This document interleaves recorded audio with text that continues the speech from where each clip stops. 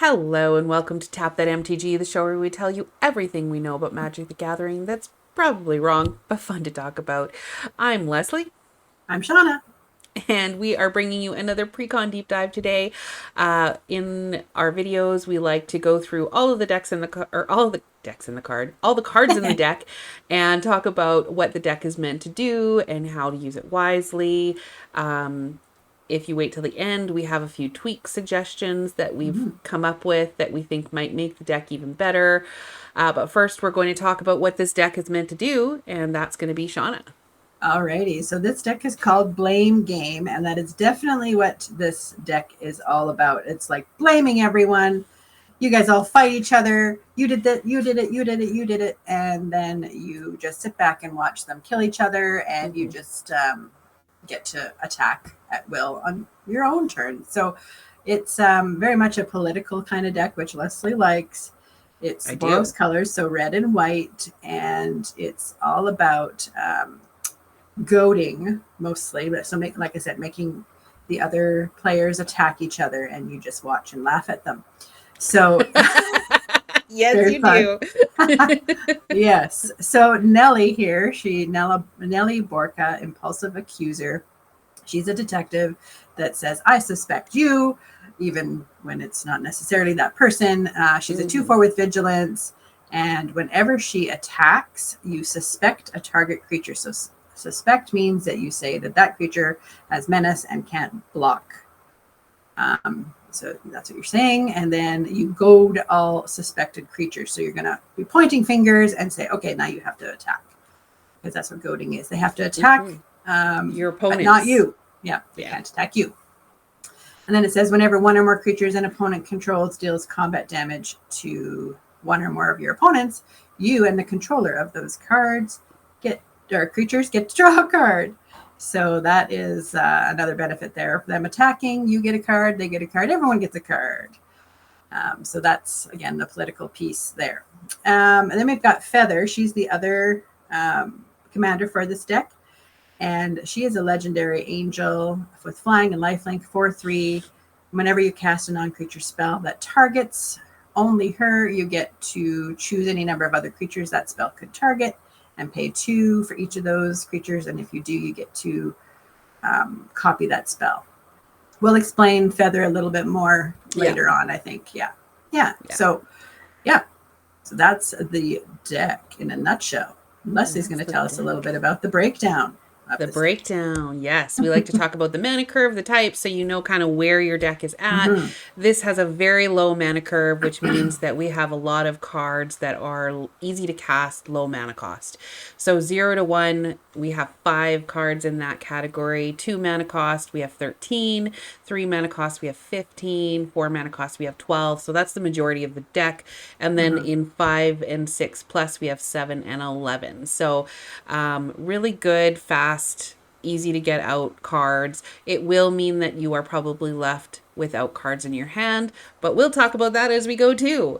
Yeah. Color breakdown, you have 7 multicolor cards, 12 colorless, 27 white, and 17 red. So it's more white heavy than it Mm-hmm. is red heavy, but not too bad as far as the whole breakdown of it. For evenness and balance. Mm-hmm. Card types, we have 26 creatures, 12 sorceries and instants, 14 enchantments, and 9 artifacts. So there are, oh, and 1 planeswalker. Um, as far as this deck goes, it's actually a lot more enchantment heavy than we typically see a,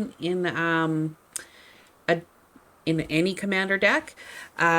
Especially for a deck that's not an enchantment deck specifically, but there's lots of enchantments that will help us with some of the goading and making Silliness. people do what you want silliness. Mm-hmm. So that's why that is there. But we're going to break this deck down for you, and Sean is going to tell you how we're going to do that. Yeah. So we all like to follow a this formula when we build decks and also when we evaluate these decks. And Wizards seems to follow the formula pretty closely as well. So you want about 15 ramp cards, about 15 removal as well. And then you've got to have some card draw in there. So about 13 of those. And then 12 or so high impact cards. Those are the cards that are going to win you the game, take over things. And then about 10 other cards that support that whole theme of your deck or help you win the game. And then about 35 lands is kind of what we try to do. And Leslie's going to tell us about our first section. First section is ramp and minute generators, things that help us get cards out. As we said, this is a fairly low to the ground mana curve, so you don't need a ton of ramp, but at the same time, formula says 15 and this deck has 11, so we're very close there, so we're good. We have our two favorite cards, Arcane Signet and Soul Ring, coming up first. They both either give you mana of any color or 2 mana. They're easy to get out, and if you can get them all out on turn 1, then you are golden. I've seen it happen. Yeah. The Talisman of Conviction. This is the typical talismans where you get to add colorless mana or tap it and pay a life to add the colors of your commander. So red or white in this case. Got lots of life. Yeah. Use it. Yeah. And Felwar Stone, add to your mana pool 1 mana of any color that a land an opponent controls could produce. So you have to kind of keep track of what your opponents could cast, but it gives you some other colors. Yeah. Then Mind Stone. This is going to help you a little bit with card draw when it's been out there and you don't really need the mana anymore. You can sacrifice it and draw a card. So that's a nice one to have in this deck because there's not a lot of card draw. So. Yeah. Well, our commander lets us draw cards, right? Yeah. So there is potential for that, which is why I think Thought Vessel is in here. I'm not sure if you're going to need it or if you're going to be empty-handed. Without playing the deck specifically, it's hard to know. So I am curious to see how this plays out. And if you end up getting this deck and play it, please let us know. Like, is your hand always empty or is it too full? But Thought Vessel is 2 mana cost. You have no maximum hand size, which means you don't have to discard when you're over. And it just adds 1 mana of colorless. Yeah. And then, so some of these enchantments help out a little bit. So Curse of Opulence, this is an aura that you put on a player. And so you're going to enchant a player, and whenever the enchanted player is attacked, you get to create a gold token, and each opponent that's attacking that player does the same. So you're putting a target on someone's back, and whenever they are attacked, you get a gold, which is tapping for mana, sacrificing and tapping it. Tap it and sacrifice it. It's all good. You know what we mean. Oh, this one you don't have to tap. You just sacrifice it. Oh my gosh. All right. So Shiny Impetus, this is where we're going to talk a little bit about Feather. So we'll put Feather up on the screen so you can see her again. But basically, she has the ability to copy things that target her. The beauty of her is that she also will work with auras. So if you decide to target your, did I call her Aurelia? Feather. No, Feather. If you decide to target your Feather with your Shiny Impetus, which is a 3 mana cost aura, enchanted creature would get +2/+2 and is goaded, which means that they can't attack you, but have to attack each turn. Well, she's got lifelink, so it's okay if you attack. You're going to give her +2/+2, and it doesn't matter if she's goaded, because then you just have to attack with her. It can be bad for you if there's like some big flyers on the other side, but because she has flying, it's going to be less of an issue. But whenever enchanted creature attacks, you create a treasure token. But the beauty of Feather is that you can pay an extra 2, which is cheaper than Shiny Impetus, and target as many other creatures as you want for each of those creatures. So let's say you had 10 extra mana, you could pump all 10 of it into that, and then you could target 5 other creatures that then also get +2/+2 and are goaded, can't attack you, so target your opponent's creatures, they all have Shiny Impetus on them, and you get treasures for all of those things. So it's a way to get more enchantment auras kind of out on your opponent's creatures if you target Feather with them. So that's why we think Feather is in this deck, so that might be a fun way to use her wisely. Takes a little bit of brain power, but it's doable. It's doable. Smuggler Share. This is another little enchantment that we thought should be in here. So at the beginning of each end step, you get to draw a card for each opponent who drew 2 or more cards this turn. We all know that commander players, especially blue ones, like to draw lots of extra creatures. Then you get to create a treasure token for each opponent who had 2 or more lands into the battlefield. So there's those green guys. They like to put in extra lands. So, you know, you're gonna benefit from other people doing all the things that they do in their commander decks. And this is another good example of one that goes in both draw and mana ramp categories. So while we think that there's less draws, I think there was 2 in this category that also went in draw. So which is the next section we're going to talk about. Card draw. The formula calls for 13. This deck only has 7, but our commander has draw, as well as there's some that are in other categories. So I think we're okay with this. Solemn Simulacrum is also mana ramp. So it goes in both categories. It's for 4 mana. You get a 2/2. When it comes into the battlefield, you search for a basic land card, put that card onto the battlefield, tapped, shuffle your library, and then when it dies, you also get to draw a card. So I love this card. It's in a lot of commander decks. It could be in any commander deck and should be in every commander deck because it does so much. Yeah. And Wall of Omens, this is a card that's just going to be out there protecting you while you watch everyone do their thing. But when it comes in, it's a 0/4 defender. And when it comes in, you get to draw a card. Simple. And Mob Verdict, this is new for this set, is 4 mana cost, sorcery. It has a secret council. So this basically is just, secret council means what the card says. So each player secretly votes for another player. Then those votes are revealed, and for each vote an opponent receives, a mob verdict deals 2 damage to that player and each creature that player controls for each vote that is received. So this is a way to get some targeted, that person that is just the problem at the table. You could get some removal for all of their creatures. If everybody chooses them, then it's potentially 6 damage to them and all their creatures, because it's 2 for each. And it has the benefit of also drawing a card. So this goes in both categories, removal and card draw. So it's good. Because if they target you, that's when you get, if you get votes, then you get to draw cards. Yeah, so you could get votes they as well. Can decide. Ransom Note, this is in all of the decks, which is really fun. It's a little clue that lets you surveil 1, and you get to sacrifice it and choose one of them. Cloak the top card of your library. Cloak is where you put that card on the battlefield, and it becomes a 2/2 creature. Or you could go to target creature. In this deck in particular, you might want to do that, or you could draw a card. I love this card from Throne of Eldraine. Tome of Legends is a 2 mana cost artifact. When it enters the battlefield, you get to put a page counter on it. And whenever your commander enters the battlefield or attacks, you put another page counter on it. And then you can pay 1 and tap it to remove a page counter and draw a card. So basically, you're just constantly getting some card draw off of that. And if people are killing your commander off, then that benefits you. And here's another card that, like I said, you're sitting there laughing at your opponents because they are stuck. Trouble in Pairs is an enchantment for 2 and 2 white. So if an opponent would begin an extra turn, you're going to punish them and say they have to skip it. And whenever an opponent attacks you with 2 or more creatures, or draws their second card each turn, or casts their second spell each turn, you get to draw a card. So you're going to punish them for doing all the things they do with their decks. For just playing.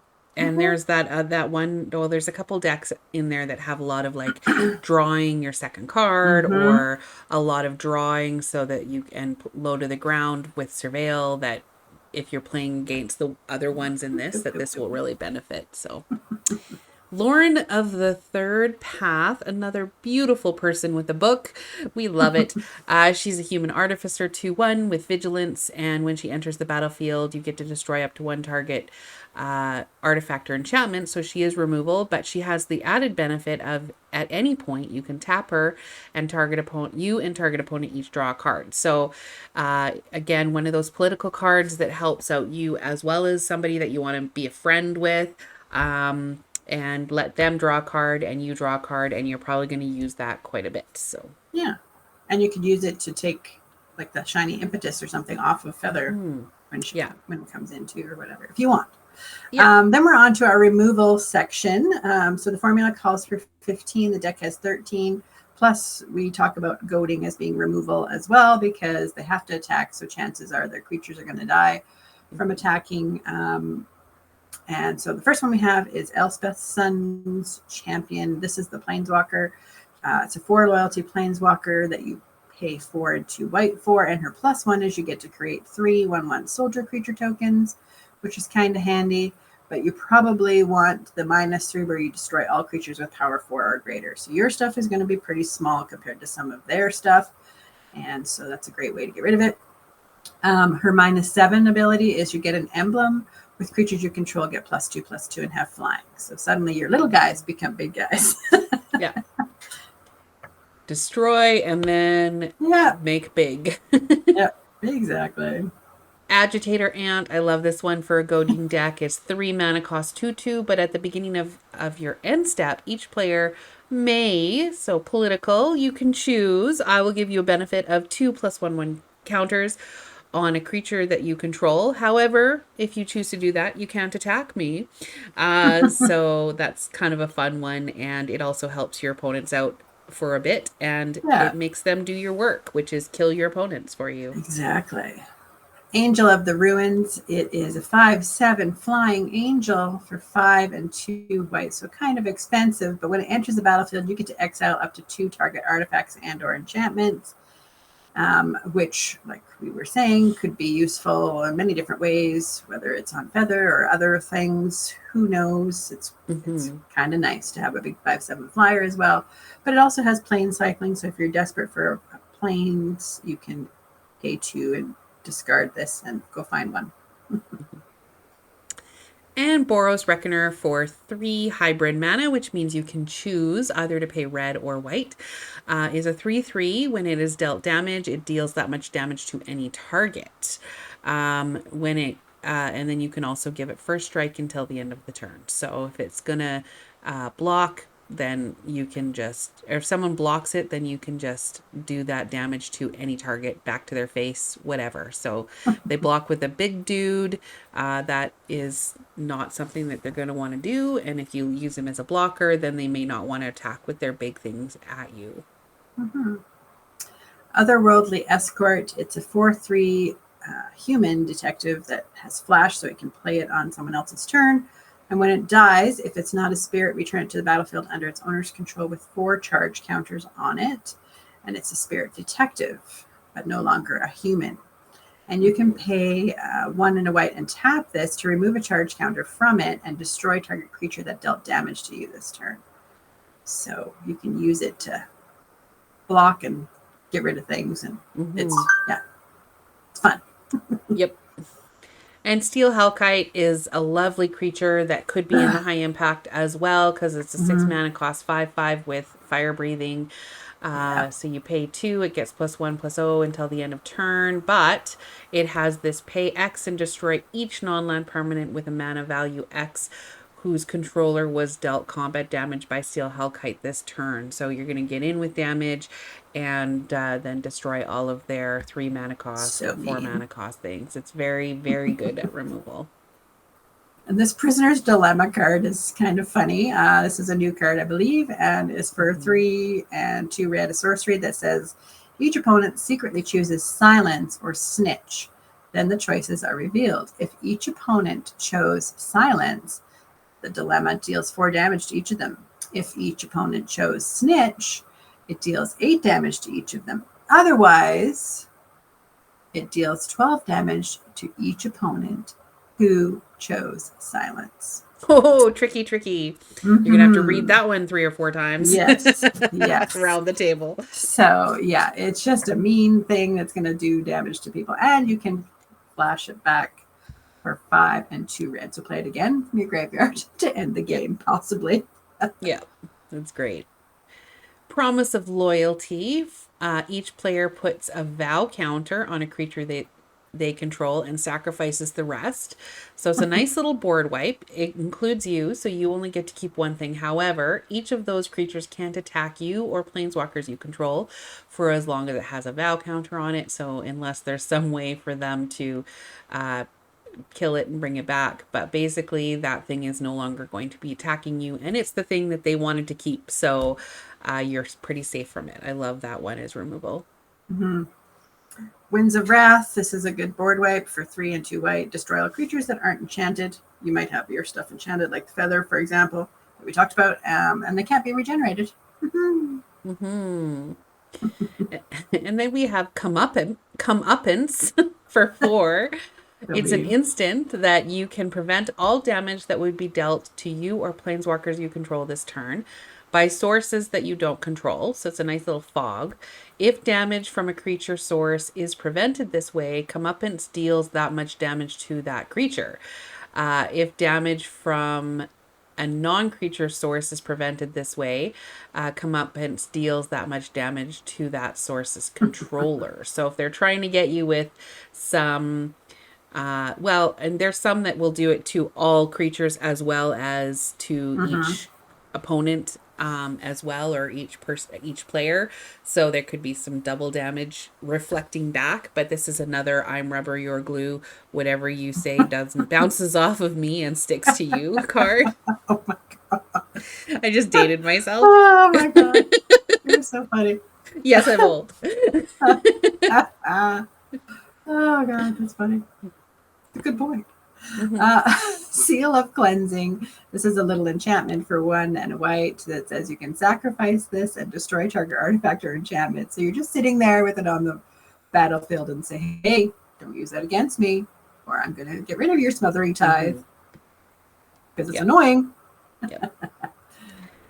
Another fun enchantment, Soul Snare for 1, and then once it's on the battlefield, you can play 1, sacrifice it, and exile target creature that is attacking you or planeswalkers you control. So the nice thing about this one is you just kind of have it sit on the battlefield and be like, don't do it. I will just exile it, and people will know that and they'll see that. So again, there's a lot of things that are like, don't attack me, you'll be punished. I will reward you if you do my work for me and attack my opponents. Yeah. Right. Then we have the Stalking Leonin, a 3/3 for 3. When it enters the battlefield, you secretly choose an opponent. And then you get to reveal the player you chose and exile a target creature that's attacking you if it's controlled by that player. And you activate only once. Another little secret knowledge. I don't know. Do you want to attack me? Your name could be under here, and then you'll lose your creature. Everyone always thinks it's them, too. It's so funny whenever because I play with this card actually a lot, and it's in a few of my decks, but whenever I do it, everyone always thinks that it was them that was chosen, and then when I reveal who was actually chosen, they're like, oh, I didn't think that you would choose that person. She's a political girl, this one. High impact cards is our next one. So formula calls for 12. This deck has about 10. The first one is Ancient Stone Idol for 10. It's a 12. And you're like, but it's 10 mana cost. Why is that high impact? Because number 1, it has flash. Number 2, it has cost 1 less to cast for each attacking creature. So this is one that you're going to attack with a whole bunch of things because you have a ton of stuff on the battlefield. Potentially up to 10 things. So if you're attacking with 10 things, you could put it up on the battlefield for free. It has trample, and then when it dies, you get to create a 6/12 colorless construct artifact creature token with trample. So all the benefits, on average, you're attacking with 5 things at a time. Typically, it could be your opponent's attacking as well. Oh, yes, that's right. And so you can flash it in as a blocker if you need as well. Yeah. Your opponent's attacking you with 10 creatures. And it doesn't say attacking you or anything. So it could be they're attacking somebody else. Everyone. Could be attacking everyone. You could be saying 3 here, 3 here, 4 there. Yeah, but you could have goaded a whole bunch of things and they're attacking your opponents, and then you just are like, and on your attack phase, I'm just gonna put this out as well. Just to, be there. So choose your time. Yes, I'm going to kill you next. Anya, Merciless Angel. This is a 4/4 for 3, a red and a white, a flying angel, of course, and it gets +3/+3 for each opponent whose life total is less than half of his or her starting life total. And as long as an opponent's life total is less than half of his or her starting life total, she is indestructible. So really, really potentially a big card for you to have. And you're going to be draining their life a lot there. So, yeah. And I love this little guy, Brash Taunter, for 5. He's a little 1/1 that's indestructible. And when he's dealt damage, he deals that much damage to target opponent. So even better than the other one that does removal that we had in the removal section, which is why he's in high impact, Mhm. because he has indestructible, so he's not going to die. Mhm. Also, for 3, you can have it fight another target creature. So your little 1/1 might fight their 12/12 You can fight your own ancient 12/12 stone if you idol. want. You could fight your own 12/12. Actually, yes, exactly. And then it's going to do that much damage to target opponent. So you get to choose target opponent. It doesn't matter. So great ways to use that guy. He is so much fun in most decks. Yeah. And he's frustrating to try to get rid of because it's just a Yeah. little 1/1. How bad can it be? How Oh, bad can it's it bad. be? It's bad. Then we have a Tally Primal Storm. This, as far as I'm concerned, is a high impact card, but Yeah, in every deck that it's absolutely. in, 6/6 for 6, and when it attacks, exile the top card of each player's library. Then you may cast any number of spells from among them without paying their mana costs. Like you just keep taking everyone's best stuff and your own stuff and just play it out. It's just so overpowered. It's crazy. Mhm. And then, of course, Feather is in our high impact card, so we'll put her up again, but we don't need to belabor her. Basically, you're going to copy things that target her. So, Mhm. really great high impact card, especially if you're using her properly. Yeah. Then Gisela, Blade of Gold Knight. This is a 5/5 for 4, red and 2 white. She is another angel with flying and first strike, which is lovely. And then if a source would deal damage to an opponent or permanent an opponent controls, that source deals double that damage to that player or permanent instead. So you're just using her to kill it, everyone killing each other. And if a source would deal damage to you or a permanent you control, you get to prevent half of that damage, rounded up. Hmm. Protecting you, hurting them. That's what she does. Yeah. And that's really the theme of this deck, protecting you, hurting them. Yeah. Havoc Eater is a 7 mana cost 3/3, but when it enters the battlefield for each opponent, you get to goad up to 1 target creature that opponent controls. And then you get to put X/1/1 counters on Havoc Eater, where X is the total power of creatures goaded this way. So choose wisely, get a whole bunch of counters, goad their big things, and get a flyer that's ginormous. Ginormous. Sun Titan, what does this do in here? Oh, a Ugh, 6/6 for 6. Sun Titan. Vigilance. Ridiculous. Leslie doesn't like this card. I love this card when it's on my side of the Yeah, battlefield. exactly.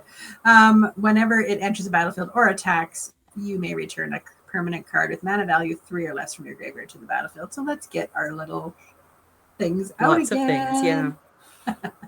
Lots of options. Yeah. Um, Kazul, Tyrant of the Cliffs for 4 or sorry, 5. He's a 5/4. And whenever a creature an opponent controls attacks, if you're the defending player, you get to create a 3/3 red ogre creature token unless that person's controller pays 3. So this is going to be super high impact for you because it's again going to protect you.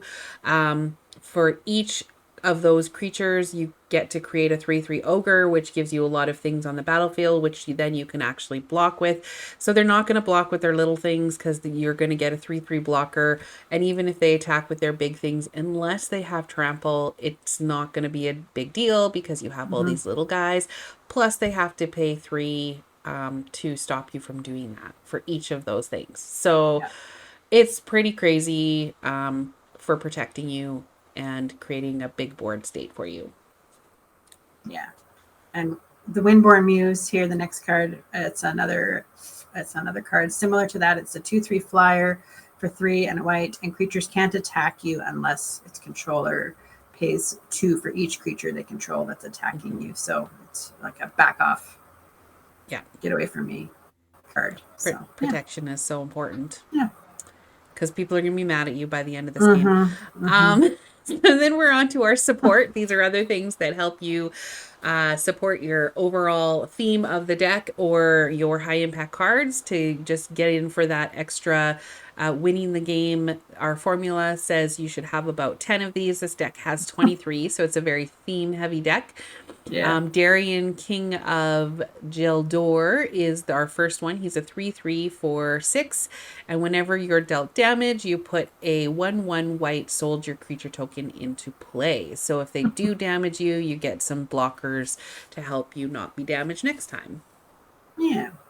And then we've got the little 5/5 devil for 6. So this kind of almost could be high impact too, but it's first strike. And if a source would deal damage to an opponent, it deals double that damage to a player instead. So could be your sources, could be their other people's sources.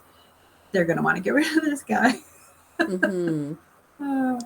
Double And damage. Frontier Warmonger for 4 is a 4/4, and whenever one or more creatures attacks one of your opponents or planeswalkers they control, those creatures gain menace until the end of turn. So it's just, again, rewarding them for attacking, not you. And then Keeper of the Cord. At the beginning of each opponent's end step, if that player controls more creatures than you, you get to create a soldier token. At the beginning of each opponent's end step, if that player has more lands than you, you get to search for planes and put it on the battlefield tapped. Mm-hmm. So again, punishing them. Mm-hmm. And we're back to politics with Orzhov Advocist for 3. It's a 1/4. At the beginning of your upkeep, each player may put 2 1/1 counters on a creature they control, so similar to Agitator Ant.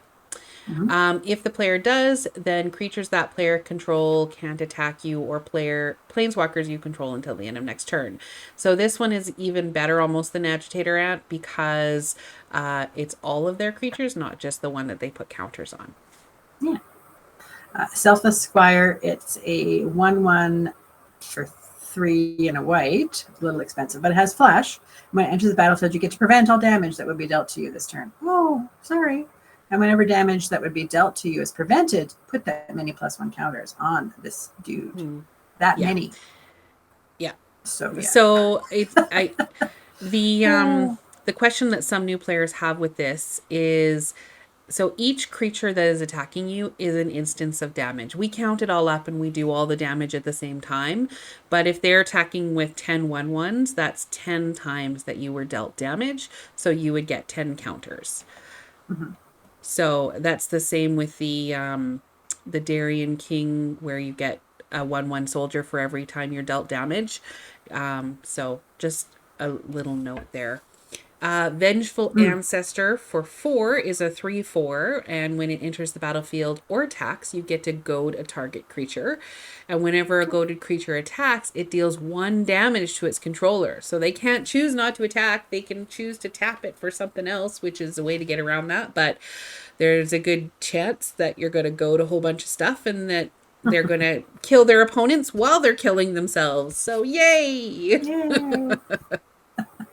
And this, I like the art in the Disrupt Decorum because it's basically all hell is broken loose.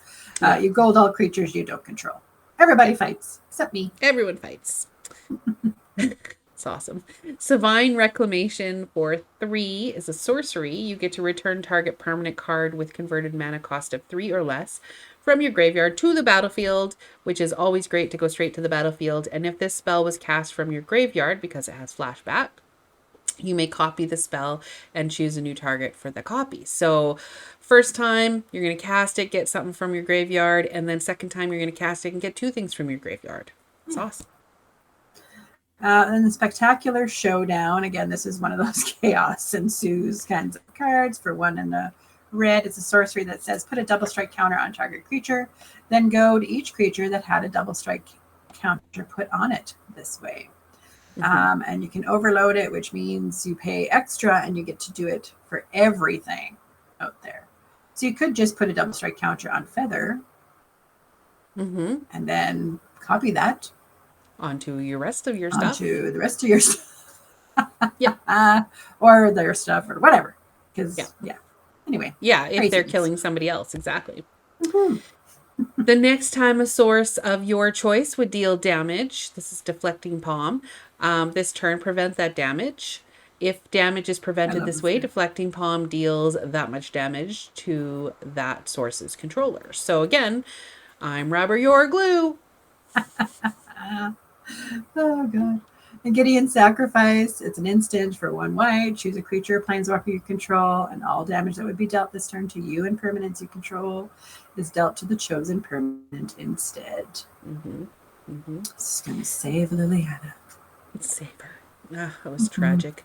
Immortal Obligation for 2 is an instant. Return target creature card from an opponent's graveyard to the battlefield under their control. Hey, you can have your dude back with a duty counter on it. For as long as that creature has a duty counter on it, it is goaded, can't attack you or permanents you control, and can't block creatures you control. So it's basically like, you can have your creature back, but it's my friend. Like, I'm just going to charm it. And then we have Take the Bait. So this is an instant that can only be cast during an opponent's turn and only during combat. But that's okay because it says prevent all combat damage that would be dealt to you and planeswalkers you control. And you get to untap all attacking creatures and goad them. And after this phase, they're an additional combat phase. Yeah. You want to hit me? I'm going to make you hit everybody else. Yeah, you're like, no, we're going to end this combat, untap all those, try that again. But not attacking me. Not attacking. Bloodthirsty Blade for 2 is an equipment.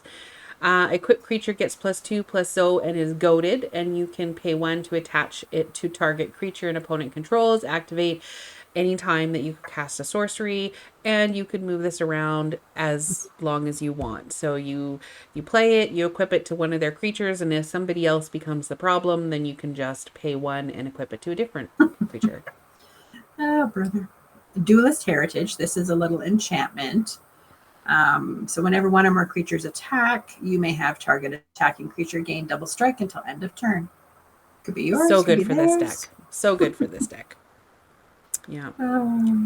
Ghostly Prison is another one of those, I'm going to protect me. Creatures can't attack you unless its controller plays 2 for everything that they're attacking. So right up there with Windborne Muse, could be very high impact if needed. Yeah. So these little enchantments that we were talking about here, these are all little cheap enchantments that you can bring back with Sun Titan. So just saying. Hot Pursuit is a crazy new enchantment. When it enters the battlefield, suspect target creature and opponent controls. And as long as Hot Pursuit remains on the battlefield, that creature is also goaded. At the beginning of combat on your turn, if 2 or more players have lost the game, you get to gain control of all goaded and or suspected creatures until end of turn and untap them, and they gain haste until end of turn. So you've just had them get rid of each other, and now you're going to get rid of that last player with other people's stuff. Yeah. Exactly. Get them for 1 more turn. Martial Impetus. This is another one that you might want to attack or attach to Feather, because enchanted creature gets +1/+1 and is goaded. And then whenever enchanted creature attacks, each other creature that is attacking one of your opponents gets +1/+1 until the end of turn. This is a great one to put on your own creatures as a copy, as well as anybody else's creatures, because of course it goads them and makes them bigger. Yeah. Redemption Arc, it's another little aura that says enchanted creature has indestructible and is goaded, so you can make Feather indestructible. You might want to just use it for just exiling the enchanted creature that they have out there that you want to get rid of. Yeah. Some removal, lots of options there. And once you make Feather indestructible, man, things are going to go crazy. She's annoying when she's indestructible. Rite of the Raging Storm for 5. Creatures named Lightning Ranger can't attack you or planeswalkers you control. And you're like, so what's a Lightning Ranger? Well, let me tell you. At the beginning of each player's upkeep, that player puts a 5/1 red elemental creature token named Lightning Ranger onto the battlefield. It has trample, so it's a 5/1 with trample. And it has, at the beginning of your end step, sacrifice that creature. So basically, they get these 5/1 elemental tokens, and they're going to be able to attack with them, and then they have to get rid of them, and they're going to attack other people. It's great. Yeah.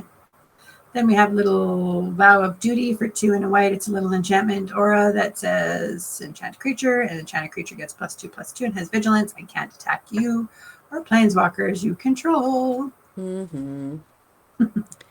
And the last one is Vow of Lightning. Enchanted creature gets +2/+2 and has first strike and can't attack you or planeswalkers you control. So another one with feather. And all of these enchantment auras could go right on feather. Mm-hmm. So the deck has about 37. Well, it does have 37 land in it. So that's maybe where you can do some tweaks. The formula calls for 34, so there's a few extras in there. And speaking of tweaks, we've got a few. Thanks for sticking with us this long. We've got a few here to show you.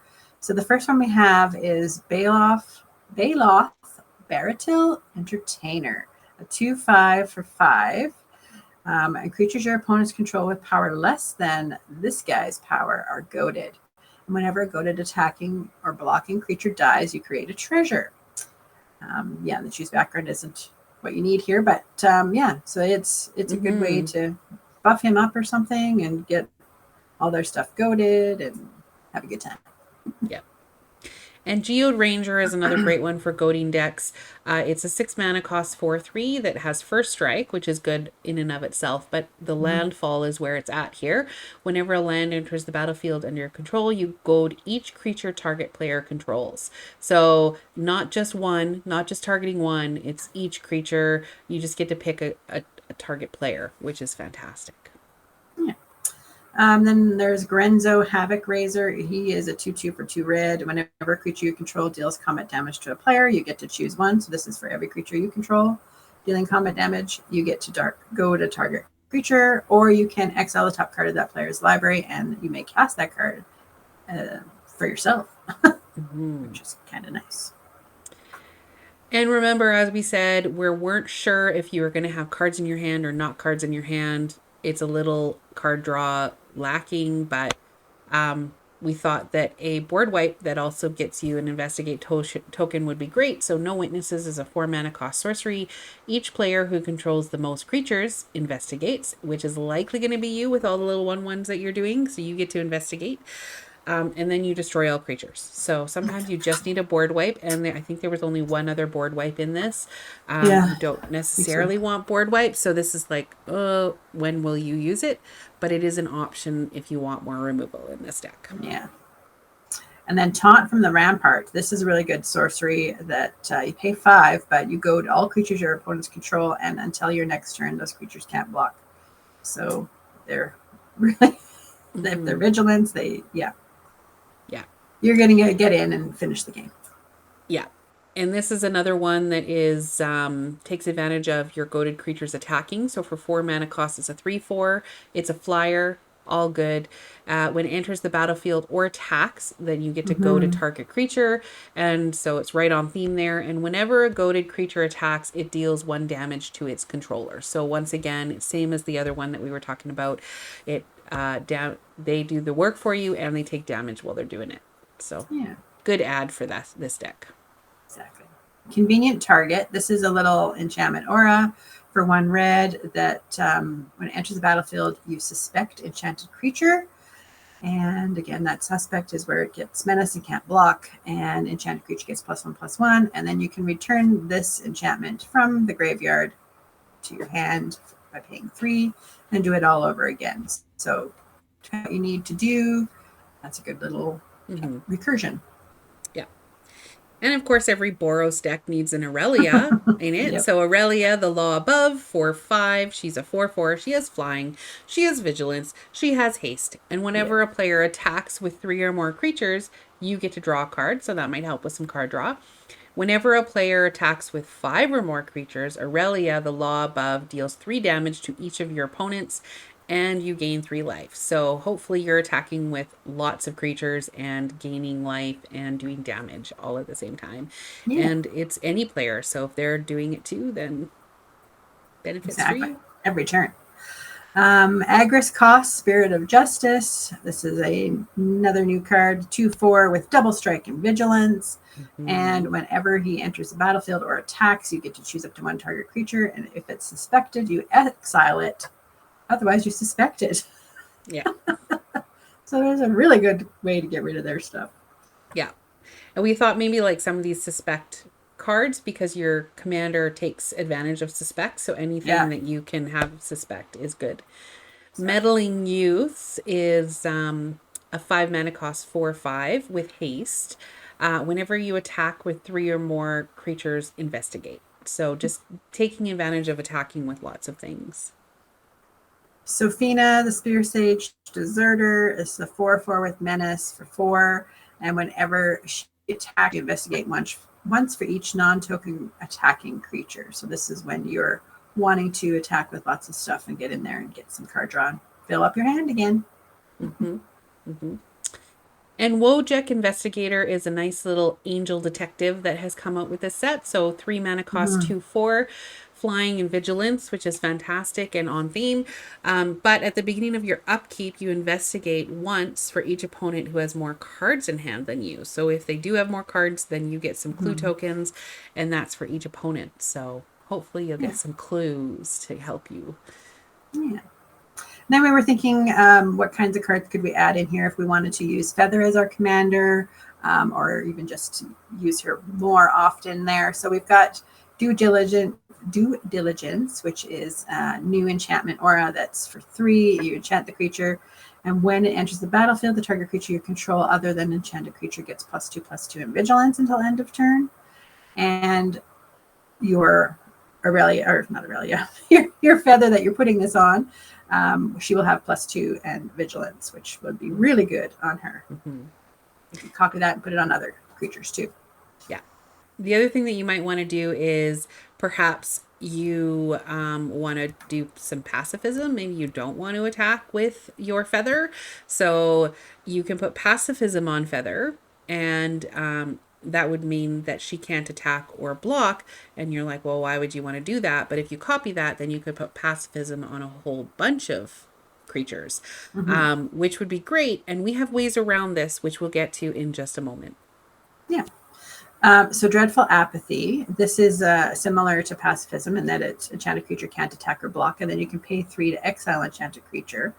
So again, you could be copying that onto their stuff. If you happen to have Feather as your commander, you could pay 3 and exile her, which of course, with the commander, it doesn't get exiled. It actually goes to your command zone. So you could exile her and bring her back without the Dreadful Apathy on it. Yeah, and all of theirs, you could pay 3 and exile all their creatures, so you get some extra removal. Yeah. So then Shelter is a 2 mana cost instant, and target creature you control gains protection from the color of your choice until the end of turn, and you get to draw a card. So this is where we were talking about how are we, if we're going to put bad things on our creature, how do we get rid of those things? So if you give something protection from, say, white, then it can't be targeted by, damaged by, enchanted by, or